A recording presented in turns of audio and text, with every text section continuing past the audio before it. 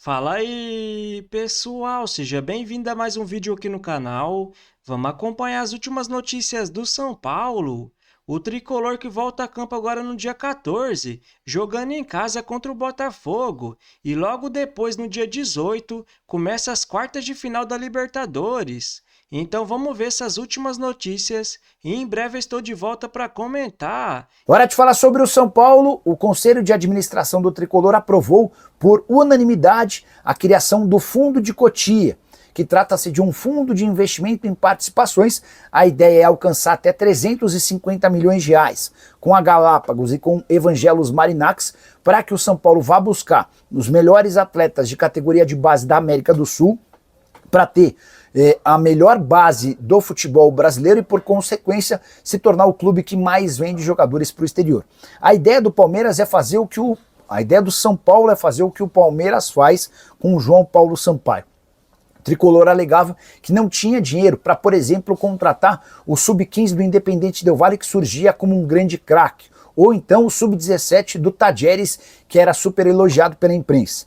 A partir desse aporte de até 350 milhões de reais, São Paulo se entende com condições de contratar os melhores jogadores Sub-20 do continente, torná-los ainda melhores na base para que, quando promovidos ao time principal, se valorizem e rendam bastante grana.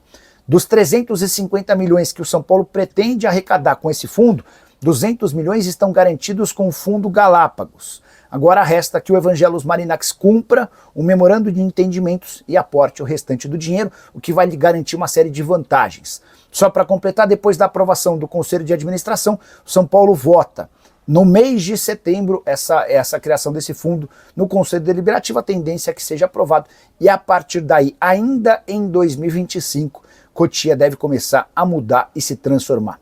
Só para completar, em relação ao São Paulo, registrar que Rigoni está cadastrado, teve seu nome publicado no Boletim Informativo Diário, ou seja, está à disposição do técnico Hernan Crespo para a próxima partida. Contar ainda que o lateral esquerdo Patrick está sendo emprestado por um clube do Chipre, negócio de 200 mil euros ou 1 milhão e 200 mil reais pelo empréstimo. Se esse time do Chipre quiser comprá-lo, vai precisar desembolsar 2 milhões de euros ou 12 milhões e 600 mil reais por 50% dos direitos econômicos. Puxa vida, e agora? Não veio. Gente do céu, mas ó, posso ser sincero com um negócio? Eu acho que estão superestimando o Marcos Leonardo. Eu tô escutando desde ontem, anteontem, todo mundo falando do Marcos Leonardo como se fosse a mistura do Romário com o Ronaldo Fenômeno e o Adriano Imperador. Calma, gente. Tá precisando, tudo né, bem, mas no momento do São Paulo. O Marcos Leonardo não veio, e agora? Mas ele é muito bom. Tudo bem que ele é muito bom, mas assim, puxa, que desespero, calma. Sabe, ele ia jogar aqui 2, 3 meses e ia voltar pra lá, não deu certo, não deu, não tem que também fazer disso o muro das lamentações do São Paulo e chorar e sabe, ficar em desespero e sair passeata na rua. Não deu, paciência, toca a vida e, sabe, tudo bem, seria um bom reforço? Seria, mas beleza, porque é São Paulino, então deveria ter vindo. As coisas eu acho que não foram conduzidas da melhor forma, principalmente pelo staff do jogador. O São Paulo estava na dele, tentou, fez os contatos. Agora, pelas informações que eu tenho, o jogador, por meio do seu staff, forçou a barra com o pessoal de lá. E eles não gostam de serem colocados na parede, né? Eles normalmente têm uma postura muito mais de mandar do que de receber ordens. E quando vem um jogador que tem contrato, tentar colocar na parede, eu quero ir porque eu quero disputar a Copa do Mundo, eles não estão nem aí para isso. Eles estão lá com o jogador, é ativo deles, e não quero pagar salário para ele jogar em outro lugar, fica aqui, tem contrato, obedece, ponto final. Lá é assim que funciona. Se você tem contrato, ué.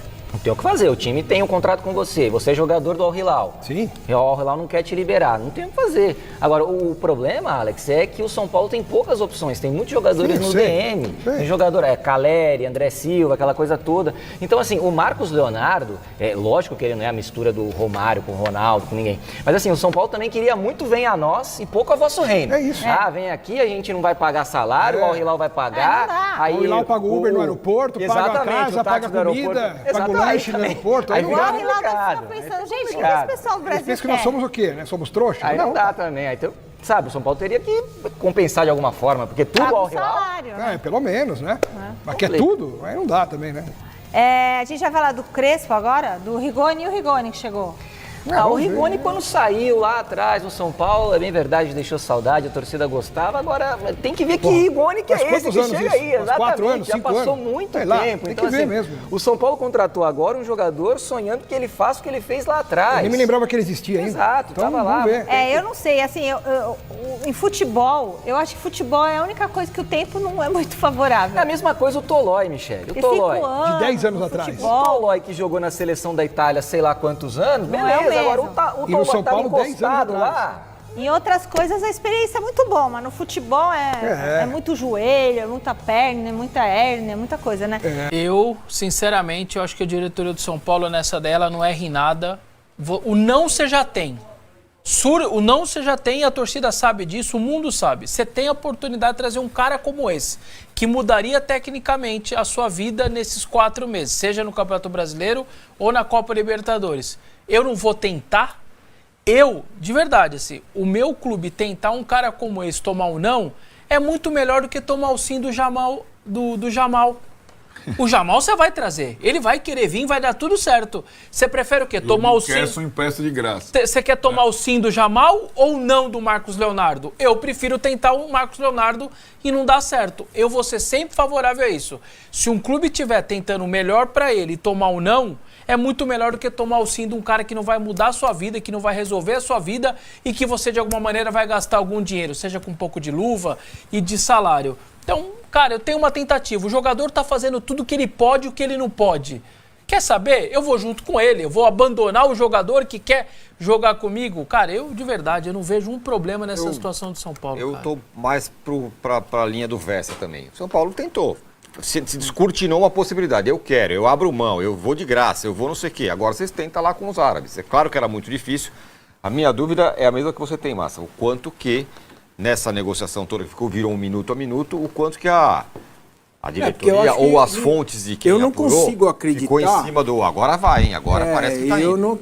Eu acho que isso é Mas aí talvez são duas falta coisas de- erradas aí. Falta de uma boa comunicação, que é a marca dessa gestão do São Então, Paulo. esse Mas aí- talvez é o único senão Quando que eu virou faria. a Então, mas onda, peraí. quando a onda virou tsunami, quando a onda virou tsunami, é o assunto mais comentado, você tem que comunicar minimamente o que está Isso, acontecendo. eu concordo com você. Talvez Não, é é o o único, que- é o único é senão. difícil pra caramba. Isso, do tipo O assim, jogador nós quer, vamos o ver, cara é muito difícil. o Edu Afonso está na porta do CT, o Gabriel Sá, Vai lá o cara, passa ó, lá e fala ó, assim, é assim, ó, às 9 da manhã, hoje a rede social, em 9h10 estaria espalhado o negócio. Gente, é quase impossível, torcedor. Juro, nós estamos fazendo de tudo, mas ó, a situação é muito difícil. Beleza, você já tirava bastante ali a expectativa. 9 da manhã, tava tudo bem. O torcedor ia falar, beleza, o presidente já avisou aí que é bem difícil, acho que não vai rolar. Mas tá bom, deixa eles tentarem. E reafirmo minha posição. O São Paulo está certo de não rasgar o plano de reestruturação. Desde que ele esteja sendo feito. Tem que deixar isso claro, né? Se ele estiver sendo feito, a dívida está caindo, as coisas estão acontecendo, está certo em não fazer loucura. O Tira está certo também.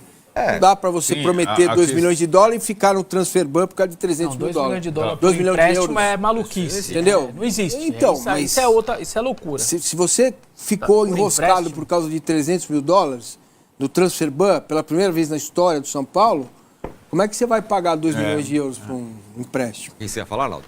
Não, aí acho que a questão toda, em tese vocês estão corretos, a questão toda é, para o torcedor do São Paulo, esse ano todo está valendo a pena não poder contratar? Aliás, Termos, a está nova, valendo a a nova pena? notícia de um relatório aí que está falando que pode ter déficit de Então, novo. está valendo a pena? Aí realmente. Vale a pena, enquanto está lá todo mundo falando do Marcos Leonardo, o plano passar No conselho. do Conselho de Administração sem ser discutido da parceria da base? Está valendo a pena? Essa gestão está valendo a pena? Faz valer a pena? É confiável? Acho que essa é a discussão. É, o fazer valer a pena, que é algo fundamental para a sequência desse plano do São Paulo. Entendeu? A questão da base? Não. A base é outra história. O FIDIC, né? A reestruturação. Então. Precisa valer a pena, porque o torcedor quer andar no prego agora, na taxinha agora, sabendo que amanhã ele vai pisar na água quente. Então, entendeu? Mas você não consegue saber isso. Então, aí é que a coisa que precisa ser melhor explicada. Então, se tem um relatório que mostra que teve déficit... Não, que pode ter déficit no fim do ano, de novo. Então, mas... Um novo déficit. Às vezes, gente, ainda isso acontece. Porque essa questão de estancar é igual o cartão de crédito. Quando você vai no cartão, na Vera, quando você rasga, não tem outro jeito de não gastar com o cartão se você não pegar a tesoura, picotar e jogar no lixo. Aí o que acontece? Por osmose, ele vai indo, só vai diminuir mesmo depois de 5, 6 meses. Então, assim, falando de cartão de crédito, como a gente não sabe, esse que é o problema. Custava, né, a gente saber. Só uma coisa que porque esse relatório... aí a gente não ia ter dúvida. Isso, mas só para ser justo, o relatório não é do clube, tá? São 5 conselheiros que estão fazendo um relatório meio paralelo com as finanças do clube. Então, que pode. Que né? pode. Que pode. Então, o que pode é difícil também, claro, né? A gente bater em cima do negócio que pode. Mas é o que eu sei. Mas é um alerta importante que os caras estão dando. Se você tem um ambiente onde ninguém fala nada nunca direito, os outros vão falar por você. Você abre possibilidades. Não é só esclarecer para o investidor, porque o investidor tá de boa. Você não vê ninguém na Galápagos falando, porque quando começa a enroscar, o dinheiro é do cara. Entendeu? É o dinheiro do cara, o cara tá pondo dinheiro lá no FDIC, né? Sim. Quando começa a enroscar, ele começa a ver, aí a chance de vazar é grande. Por enquanto, tá todo mundo feliz, satisfeito com o São Paulo, a ponto da Galápagos preparar um outro plano, fundo, agora para a base. Sim. Certo? Então, qual é o indicativo disso? Que os caras estão satisfeitos. Né? Quem está pondo dinheiro está satisfeito. Agora, o torcedor poderia saber. Coloca na tela aí, então, agora as contratações do São Paulo nessa janela, no fim das contas, sem o Marcos Leonardo. Dineno, Tapia, Tolói, Mailton e Rigoni. O que chama a atenção é nenhum com custo. Sem custo, empréstimo, sem custo, empréstimo. Tá aí. Sem custo de direito, né? Sem folha custo de pagamento. A folha de pagamento tá lá. E o Rigoni é o cara que chegou aí aos 49 do segundo tempo, olhando o copo meio cheio. Se teve um cara que jogou bem, que fez ele jogar bem, foi o Crespo, na ultrapassagem dele. Olhando o copo meio vazio. Sem ser com o Crespo, o Rigoni nunca mais jogou nada. Tanto que não joga nada até agora. É ou não é, Arnaldo? Agora assim, né? É uma janela de reposição, né? E é interessante notar o que o Vessone falou, a primeira conversa, ou uma das primeiras conversas sobre questão de estrangeiro e brasileiro, né? Foi mais fácil contratar os estrangeiros do que os dois brasileiros, né? O Tolói menos, que pode até ser considerado um estrangeiro, joga da seleção da Itália, porque ele voltou sem vínculo da Europa. Mas é uma janela que, em relação ao primeiro semestre, o São Paulo tinha jogadores para essas posições, né? Foi perdendo por venda ou, sobretudo, lesão e saídas, né? E aí consegue repor alguma coisa. Então, acho que o elenco ainda fica... Mas eu acho que, sobretudo, na parte defensiva, o São Paulo fica forte. Faltava um ala direito com uma característica diferente da do Cédric. Agora o São Paulo tem um jogador interessante. Esse é um jogador interessante. E não foi uma negociação fácil porque o Mailton pertencia ao Metalist da Ucrânia, está com cheio de problema financeiro. Então vamos comentar sobre essas últimas notícias do São Paulo. Infelizmente, né, o tricolor não conseguiu fechar com o centroavante Marcos Leonardo. É uma pena, até porque temos que reconhecer a vontade enorme do jogador em jogar pelo tricolor. Agora, quem sabe em 2026, né, galera? Agora o São Paulo precisa voltar a focar no Campeonato Brasileiro e principalmente na Libertadores. Até porque o primeiro jogo das quartas de final contra a LDU fora de casa já vai ser no dia 18. E esse jogo vai ser fundamental, né, para o São Paulo tentar segurar o resultado e depois decidir em casa no dia 25. E na minha visão, mesmo sem Marcos Leonardo, o São Paulo tem uma grande chance de ser sim o campeão da Libertadores após 20 anos. Até porque o tricolor de Hernan Crespo está muito organizado e vem jogando muito bem nos últimos jogos. E quem chegou no São Paulo foi o atacante Rigoni, que voltou ao tricolor após 4 anos. Mas aí que vem a pergunta, né, galera? Será que realmente foi necessária essa chegada? Até porque, na minha visão, com a chegada do Rigoni, o Henrique Carmo, que vem entrando muito bem nos últimos jogos, deve perder espaço. Mas claro, né? Se o Rigoni jogar como foi na sua primeira passagem pelo São Paulo, que seja muito bem-vindo. E o Tricolor está muito próximo de realmente fechar essa parceria com a Galápagos e o Marinax para um grande investimento na base do São Paulo.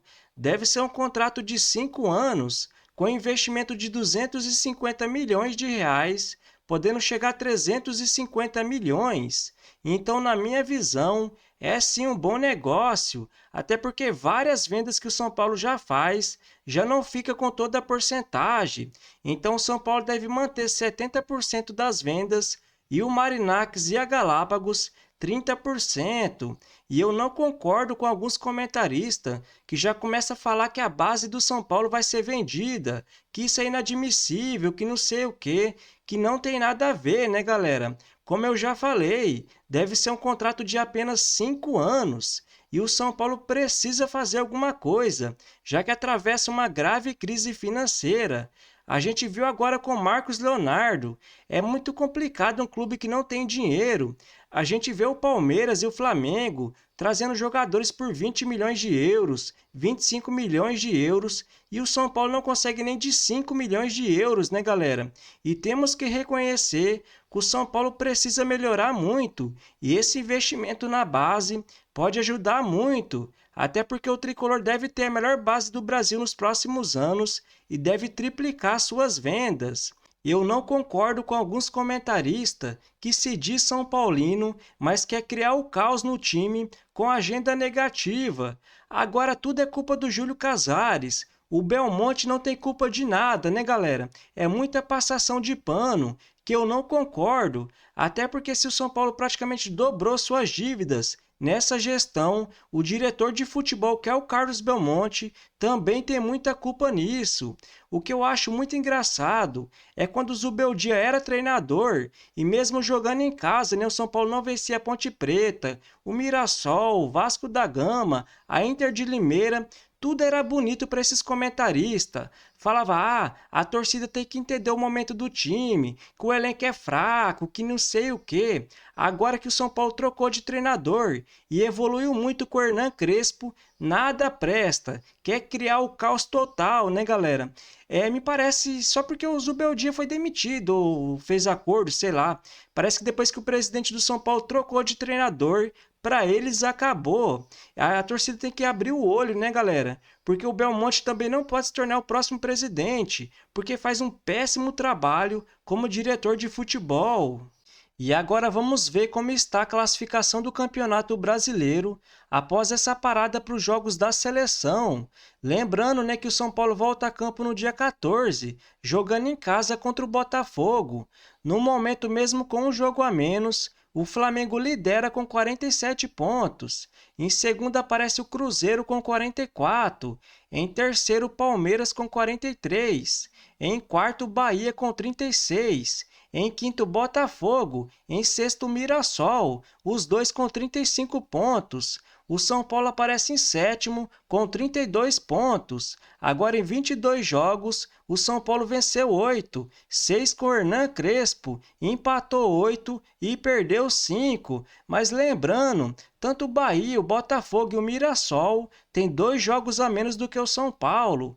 Em oitavo aparece o Bragantino com 30, em nono o Fluminense com 28, em décimo o Internacional com 27, em 11º o Ceará, em 12º o Corinthians, os dois com 26 pontos, em 13º o Grêmio com 25, em 14º o Atlético Mineiro com 24, em 15º o Vasco da Gama, em 16º o Santos, os dois com 22 pontos, e abrindo a zona de rebaixamento em 17º, também com 22 pontos, aparece o Vitória, em 18º o Juventude com 21, em 19º Fortaleza com 15, em último lugar o Sport com apenas 10 pontos.